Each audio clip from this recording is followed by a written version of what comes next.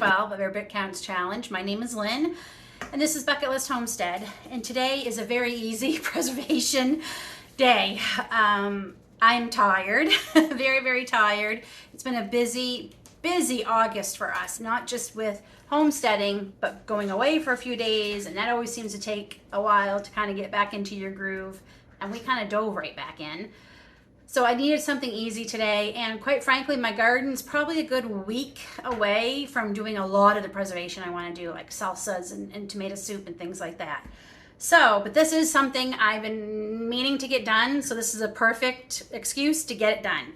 So, we're going to be using the mullen flowers I've been harvesting for the last several months, including just today, and the chamomile flowers that I've been drying. A few of you have been wondering what we're going to be doing with them. I'm not doing everything I'm going to be doing with the chamomile today, but I'm going to be doing one thing with them at least. So what you're going to need is obviously your mullen flowers. These can either be dried or fresh. I'm actually using a mix of dried and fresh because some of them I just, like I said, picked today. They're dried as in they're not wet, but they're not dehydrated. And you're going to need your chamomile flowers. You're going to need some kind of container. I'm going to use these really adorable small ball and mason jars. I love these, and I got these from these ones I actually paid too much for at Walmart.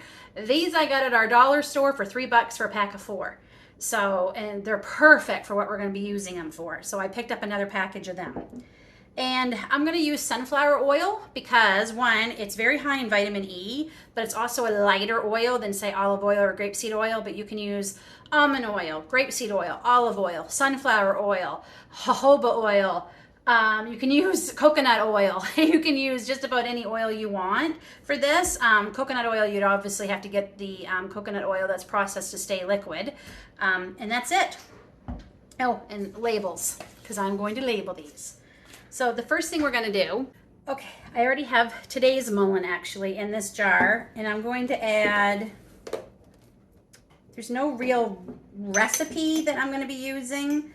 I'm just going to, I want this jar pretty concentrated. So far that's about 3 tablespoons, which is a good portion. I'd say almost, I'm going to do one more. So I'm going to do 4 tablespoons in these little jars. If you're going to be using bigger jars, basically you're going to go a good 3/4 up the jar. And then we're going to pour sunflower oil. And it helps if you open the tab. Okay. And we're going to make sure it's good and covered. And the way I'm doing it, you can do this quicker. You can steep this in oil on the stove for 2 or 3 hours, strain the flowers, and then you're done. I like doing the slow method one because I don't have time to necessarily do it on the stove, but I just enjoy it. I like watching. So this is going to go into my sunny kitchen window for a good 1 to 2 weeks, and then another 2 weeks out of the sun, and then I will strain these flowers all out, and we will have mullen infused oil. So that's the first one. And you guessed it, we're going to do the exact same thing with the chamomile. So I'm definitely going to do 3 good, oh, that smells so good. I'm going to do 3 good tablespoons of chamomile. I want this very strong. I'm going to be using this going forward in quite a few things. Some lotions I'm going to be making for the winter, especially for Grace, who suffers with eczema. Okay, so I'm probably doing, I did a good 5. I'm going to almost fill that jar with chamomile, and I still have some left, and I still have some more dehydrating.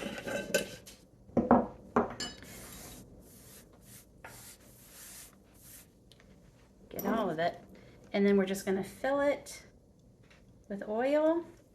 So in a day or 2 you might want to come back and top it up as this soaks up the oil, just to make sure they stay covered. Another good reason I keep them in my window, so I can keep an eye on and make sure they're covered. That's not the right cover. And even though I think, okay, you can tell that's mullen, that's chamomile, when I strain them, I won't be able to tell the difference. So I'm going to put a label on them. So that one's going to be,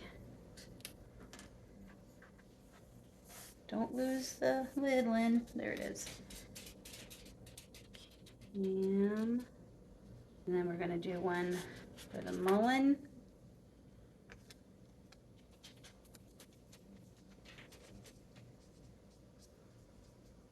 Okay.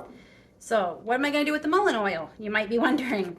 This is great if anyone suffers with earaches. And that's another reason I used vitamin E or the sunflower oil, because of the high vitamin E, because that is good too for skin, and it's good for earaches, and same as vitamin E plus chamomile is great for skin. But yeah, we're going to use this mostly for earaches.